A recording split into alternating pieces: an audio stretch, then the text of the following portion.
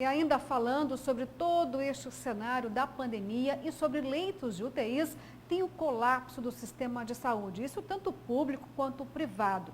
De um lado, o governo do estado e gestores municipais alegam que até existem equipamentos para criar novos leitos de UTIs. Mas isso ainda não resolve o problema, é que tem um outro agravante. Existe um apagão de médicos, ou seja, não há profissionais para assumir os postos de trabalho no enfrentamento à Covid-19. Mas as entidades de saúde contestam estas alegações. Vamos entender então melhor esta situação na reportagem de José Porto. Com a decisão judicial da quarentena obrigatória em Cuiabá e Várzea Grande, uma das exigências da Justiça foi a abertura de novos leitos para socorrer a população.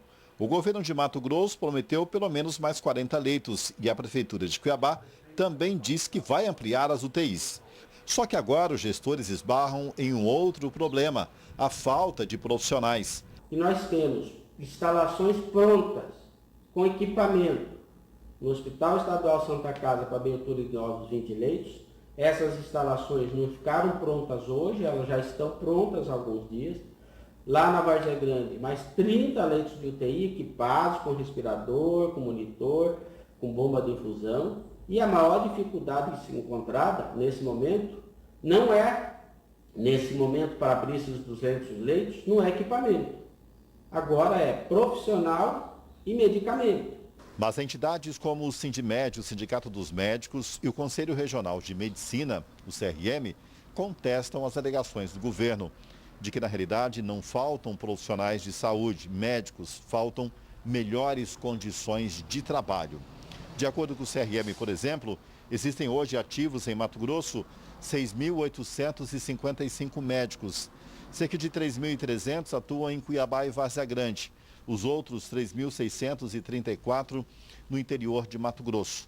Há uma grande preocupação quanto à precariedade dos contratos de médicos para trabalhar com pacientes da Covid e também a questão dos EPIs, dos equipamentos de proteção individual e até as condições sanitárias dentro de unidades de saúde, o que põe em risco a própria biossegurança do profissional e que, se ficar doente, ele não consegue uma assistência ou ficaria até mesmo sem honorários para se tratar. Realmente é um contrato precário, né? Quer dizer, se o profissional, ele só recebe por aquilo que ele produz.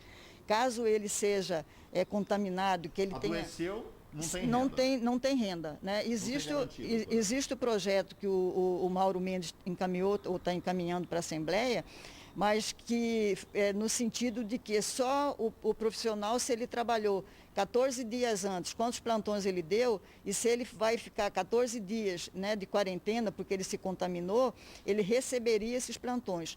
Isso só apenas para os médicos que trabalham com Covid. O representante do Sindicato dos Médicos destaca que é inegável que os profissionais médicos estão receosos em arriscar a vida sem as garantias ideais até de EPIs, equipamentos de proteção individual.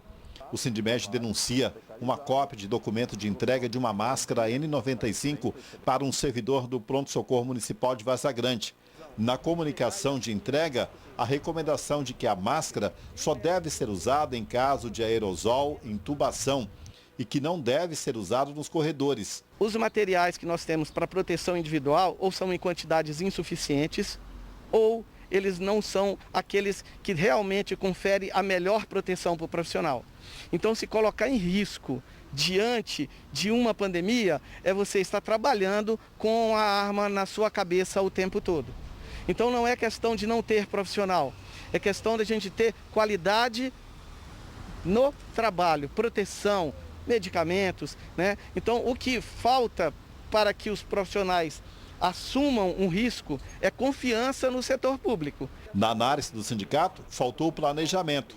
E agora ocorre um jogo de empurra e ninguém se une para enfrentar um problema que atinge a todos. Falta o diálogo, sim, dos gestores. Isso nós não temos faz muito tempo. E podemos provar isso através de vários vídeos, várias reportagens que nós já fizemos. Então o sindicato, ele está disposto a ajudar. Ele se coloca à disposição para conversar até com os gestores, mas não parece ser interesse dos gestores o diálogo com o sindicato, porque nós vamos falar em condições de trabalho, em remuneração digna. Isso parece que não é do interesse dos governantes.